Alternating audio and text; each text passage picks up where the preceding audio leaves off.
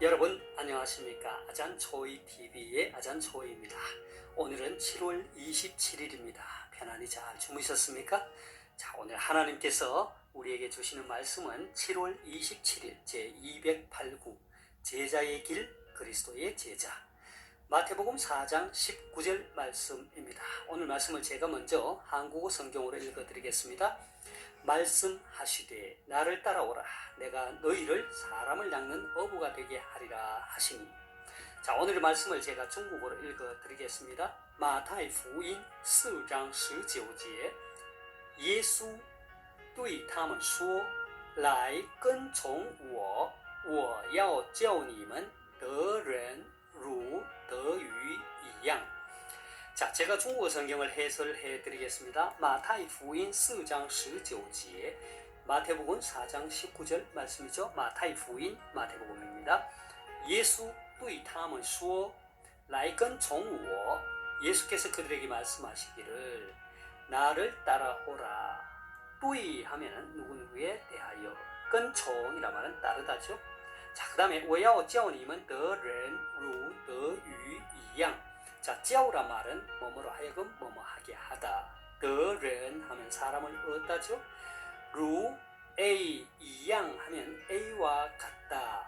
그래서 得鱼는 고기를 얻다, 고기를 낚다 이런 뜻인데 我要叫你们得人如得鱼一样. 내가 너희를 사람을 낚는 어부가 되게 하리라.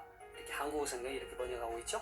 자, 다시 한번 중국어 성경을 전체적으로 정리하겠습니다. 마타이福音 4장 19절 마태복음 4장 19절 말씀.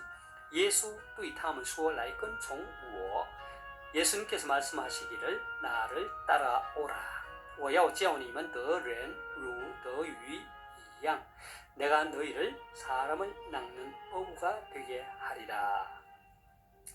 자, 사랑하는 여러분, 저는 금년 1월 1일부터 지금까지 매일 여러분과 함께 바이블 365라고 하는 영상을 통해 은혜를 나누고 있습니다. 이 바이블 365는 한 사람이 예수 그리스도를 믿어 새 생명을 얻고 새 생활의 길을 걸어감에 있어서 그리고 제자의 길과 목자의 길을 걸어가는 데 있어서 반드시 알아야 하고 암송할 필요가 있는 365구절의 말씀을 중국어와 한국어로 해설하여 드리는 것입니다. 바이블 365는 전체 4부로 구성되어 있고 각 부마다 다시 소주제들로 이루어져 있습니다. 어제까지 제1부 새 생명의 길 그리고 제2부 새 생활의 길 편을 마쳤고 오늘부터 제3부 제자의 길 편을 나누게 됩니다. 지금까지 여러분들이 많이 시청해 주고 계시는데 바라기는 앞으로도 계속적으로 많이 시청해 주시고 또 주변에 많이 알려주시면 감사하겠습니다.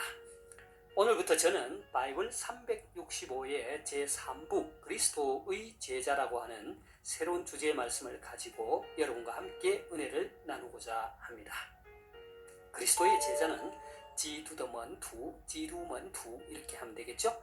자, 오늘의 말씀은 예수님께서 공생애를 시작하시면서 베드로와 안드레 형제 그리고 야고보와 요한 형제 등 4명의 제자들을 부르실 때 하신 말씀입니다.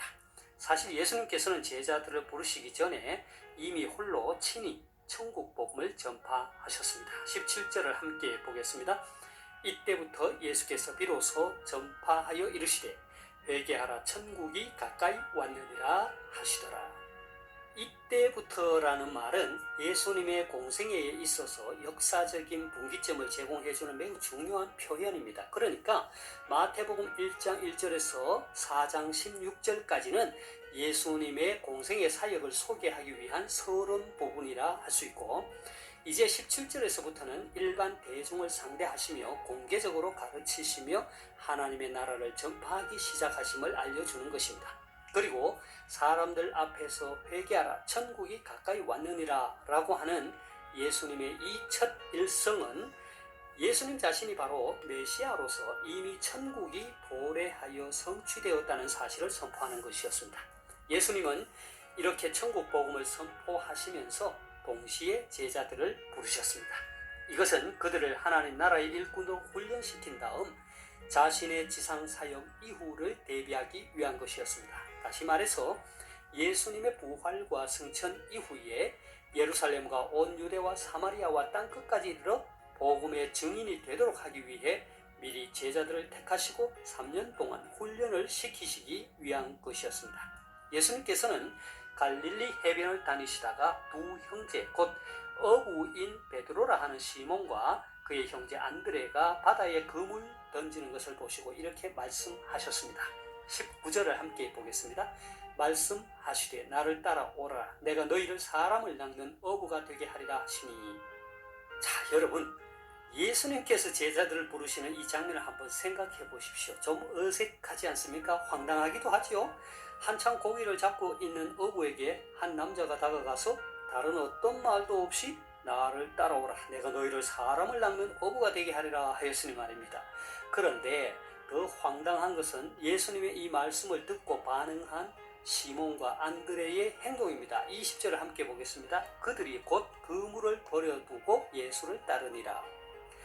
예수님은 두 어부를 제자로 부르신 후 거기서 더 가시다가 다른 두 형제 곧 세베대의 아들 야고보와 그의 형제 요한이 그의 아버지 세베대와 함께 배에서 그물 깁는 것을 보시고 부르셨습니다. 예수님께서 이들을 부르셨을 때 그들이 보여준 반응 또한 매우 놀랍습니다. 22절을 함께 보겠습니다.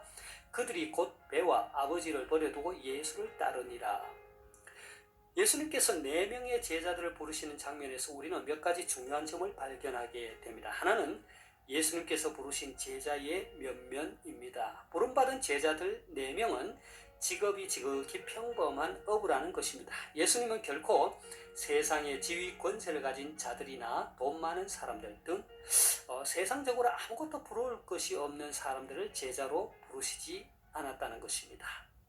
둘째는 예수님께서 4명의 제자를 부르시면서 내가 너희를 사람을 낚는 어부가 되게 하리라 하신 말씀입니다. 이것은 예수님의 제자됨의 목적이 무엇이냐는 것을 잘 보여주는 것입니다. 이것은 어부가 고기를 잡는 사람인 것과 같이 예수님의 제자가 될 사람은 부지런히 복음을 전파하여 다른 사람의 영혼을 구원하는 것이라는 것을 말해주는 것입니다.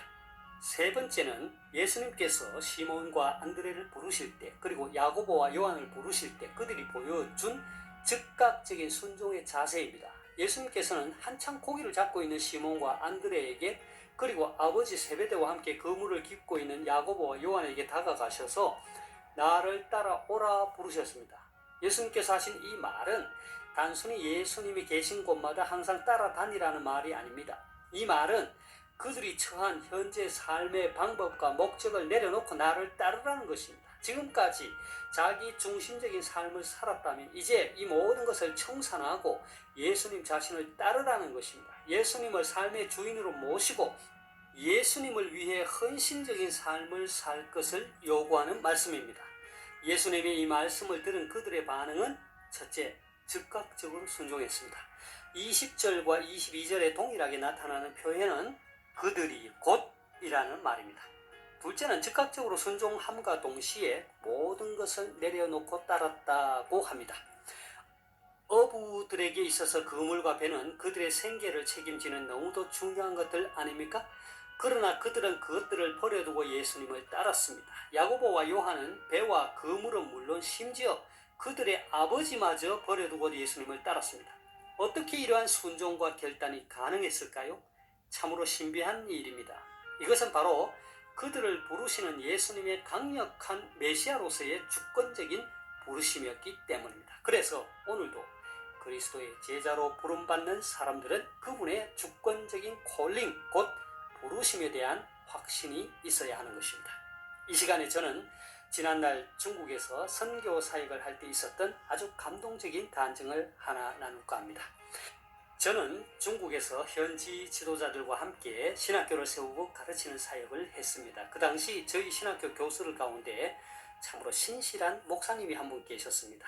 하루는 그분과 대화를 나누는 가운데 그분이 어떻게 예수님을 믿고 주의 종의 길을 걸어가게 되었는지 간증을 듣게 되었습니다. 그분은 원래 한 마을의 공산당 서기, 그러니까 그 마을의 책임자였다고 합니다. 그리고 교회라고는 한 번도 가보지 않았다고 합니다. 그런데 그의 부인이 교회를 열심히 다니며 신앙생활을 하는데 한 번은 교회에 특별 집회가 있어서 한번 가보자고 하는 부인의 권유에 마지못해 남들 눈을 피해 집회에 참석을 했다고 합니다. 교회 맨 뒷자리에 앉아 아무런 관심 없이 있었는데 앞에서 말씀을 전하시는 그분의 목소리가 점점 크게 귀에 들려오더라는 것입니다. 그날 성령께서 이분의 마음속에서 역사하셨던 것입니다. 이분은 큰 은혜를 받게 되었고 곧바로 예수님을 믿기로 하셨다고 합니다. 그 후 열심히 신앙생활을 하는데 하루는 어느 지역에서 신학생을 모집한다는 소식을 듣고 주의 종이 되어야겠다고 결단을 하였습니다. 그래서 공산당 서기직을 내려놓고 무작정 신학교를 찾아갔다고 합니다. 그런데 어떠한 이유에서인지 모르지만 신학교에서 받아줄 수 없다고 해서 매우 실망하였다고 합니다. 그러나 그분은 나는 이미 공산당 서기직도 내려놓고 주의 종의 길을 가기로 결정했으니 집에 돌아가지 않겠다고 하고 이곳에서 죽든지 아니면 공부를 할 수 있게 해주든지 절대로 돌아가지 않겠다고 했답니다. 결국은 신학 공부를 하게 되었고 후에 목사가 되고 목회하면서 저희 신학교에서 교수로 섬기게 된 것입니다. 그분께서 나누신 간증 말미의 말씀은 그때 이후 오늘에 이르기까지 제가 잊을 수 없는 아주 감동적인 그런 말씀이 있었습니다. 최 선생님, 제가 그때의 공산당 서기직을 내려놓지 않고 신학교를 갔더라면 아마도 저는 주의 종이 되지 못했을 것입니다. 저는 모든 것을 내려놓고 갔기 때문에 더 이상 돌이킬 수도 없고 죽어도 신학교 문 앞에서 죽겠다고 했더니 신학교에서 저를 받아주었습니다. 사랑하는 여러분, 그리스도의 제자는 그리스도를 따르는 자입니다. 사람을 낚는 어부입니다. 모든 것을 내려놓고 부르신 그분을 따르는 자입니다. 분명한 부르심에 모든 것을 내려놓고 부르신 그분께 전적으로 헌신하는 자입니다. 주님은 오늘도 그러한 제자를 찾으시고 부르십니다. 저와 여러분 모두 제자의 삶을 살았으면 좋겠습니다. 제가 오늘의 말씀을 다시 한번 읽고 마치도록 하겠습니다. 마태복음 4장 19절 말씀하시되 나를 따라오라 내가 너희를 사람을 낚는 어부가 되게 하리라 하시니. 马太福音4章19节耶稣对他们说来跟从我我要叫你们得人如得鱼一样。 하나님께서 여러분에게 복 주시기를 원합니다. 愿神赐福大家，明天再见。 내일 다시 뵙겠습니다.